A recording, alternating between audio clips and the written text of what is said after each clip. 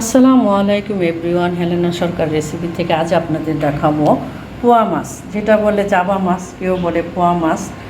আমার যদি চ্যানেল আপনাদের ভালো লেগে থাকে অবশ্যই সাবস্ক্রাইব কমেন্ট করবেন। এবং দেখেন কত বড় পোয়া মাছ, অনেক বড় পোয়া মাছ, পদ্মা নদীর মাছ। পদ্মার যে পোয়াটা ওটা দেখতেই অনেক সুন্দর, আর যেটা চিটাগাঙের সেটা মানে মুখটা একটু চোকা থাকে।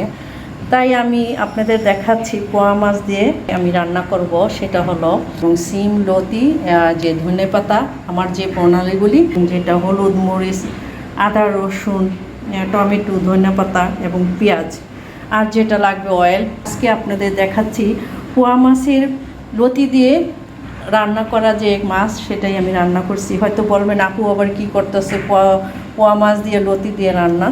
এটা আমি ফ্রাই করব, মাছটাকে ফ্রাই করে খুবই সুন্দর করে পেঁয়াজ টেস্ট টমেটো দিয়ে এবং চচ্চড়ি করব। এটা আমাদের চাঁদপুর, বিক্রমপুর, মুন্সিগঞ্জ, ঢাকাতে এটা আমাদের জনপ্রিয় একটা খাবার, এটা সবাই পছন্দ করে।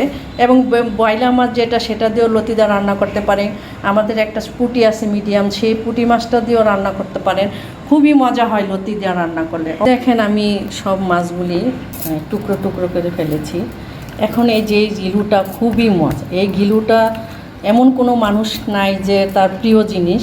এই ঘিলুটার ভিতরে এই পোয়া মাছের এই জিনিসটা সবারই লোভনীয়। আমি আপনার এই হলুদের ফাঁকি এবং একটু মরিচের ফাঁকি রেখে লবণ দিয়ে ম্যারিনেট করে রাখবো, কারণ সাথে সাথেও আমি ফ্রাই করব না। সাথে সাথে ফ্রাই করতে গেলে মাছটা আইনা লাগবে, মজা লাগবে না।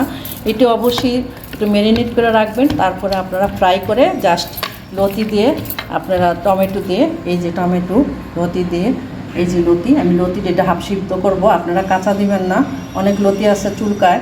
এই যে বিলাতি ধনিয়া, এই যে আমি এখন ম্যারিনেট করে রাখবো। আপনারা দেখতে থাকেন হেলেনা সরকার রেসিপি থেকে আজ আপনাদের দেখাচ্ছি পোয়া মাছের লতি দিয়ে মাখা চচ্চড়ি।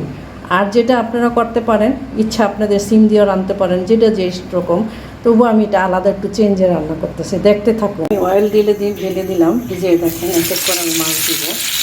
মাছগুলি ফ্রাই করে লতি দিয়ে আমি চচ্চড়ার মতন পাক করব। আপনারা অবশ্যই ট্রাই করবেন এবং খাবেন, তাহলে আমি আপনাদের নতুন জিনিস দেখাচ্ছি। আমাদের যেটা বিক্রমপুরে ঐতিহ্যবাহী জিনিসটা অবশ্যই আপনারা দেখবেন, খেতে ভালো লেগে যাবে। অবশ্যই আপনারা ট্রাই করবেন। দেখেন কত সুন্দর হচ্ছে, দেখেন কত বড় মাছ, পোয়া মাছ। পদ্মা নদীর যে কোনো মাছ, ট্যাংরা বলেন, ইলিশ বলেন, যে কোনো বাসা মাছ, আইল মাছ, বোয়াল মাছ, বড় বড় রুই মাছ, কাতলা, খুবই টেস্ট। তার যে পানির ভিতরে কী মধু আল্লাহ পাক দিতে আল্লাহ জানে। যাক, আপনারা দেখতে থাকেন, আপনাদের দেখাচ্ছি পোয়া মাছ বা জাবা মাছ, এটাই বলেন, আমরা বলি পোয়া মাছ। দেখতে আপনাদের ভালো লেগে যাবে। প্রবাসী ভাই বোনেরা যত আমাদের চাঁদপুর, মুন্সিগঞ্জের যারাই আছেন, অবশ্যই আপনাদের খুবই লোভ লাগবে। এখন আমি যেটা পেঁয়াজ দিয়ে দিলাম, এবং পেঁয়াজ দেওয়ার পরে আমি যা মশলা আছে আমি আস্তে আস্তে সব কিছু দেখবো, এবং লতি দিয়ে আমি মাখা ঝোলের মতন করব, যেটা বলে চচ্চড়ি বলে। আপনারা দেখতে থাকুন। দেখেন কত সুন্দর ফ্রাই করছি। আর যেটা ছিল আমার সিম ছিল, সিম সাথে আমি ফ্রাই করে দিয়েছি। আপনারা দেখতে থাকুন। এখন আমি যেটা করবো, আস্তে আস্তে পেঁয়াজটা মানে আসছে, এই জন্য আমি একটু পানি ঢেলে দিব, কারণ আমি হলুদের ফাঁকি, মরিচের ফাঁকি সব দেবো, কারণ ফাঁকি করলে সেটা পুড়ে যাবে। দেখতে থাকুন। এখন যেটা করতেছি, এই যে দেখেন সব হলুদ, মরিচ, আদা, রসুন যা আছে সব কিছু আমি আস্তে আস্তে কষাবো। কষানোর পরেই আমি সব কিছু আমার যে মশলা আছে, যেটা মাছ হবে, লতি যেটাই হোক, আমি সব কিছু দিই। আপনারা দেখতে থাকেন হেলেনা সরকার রেসিপি থেকে আজ আপনাদের দেখাচ্ছি লতি দিয়ে পোয়া মাছের চচ্চড়ি। অবশ্যই সাবস্ক্রাইব কমেন্ট করবেন এবং দেখতে থাকুন। চেক করে মাছ আমি সব ঢেলে দিয়েছি। এখন যা করব, আমি যেটা হলো যে লতি দেব, লতি এক এক করে লতি ঢেলে দেবো।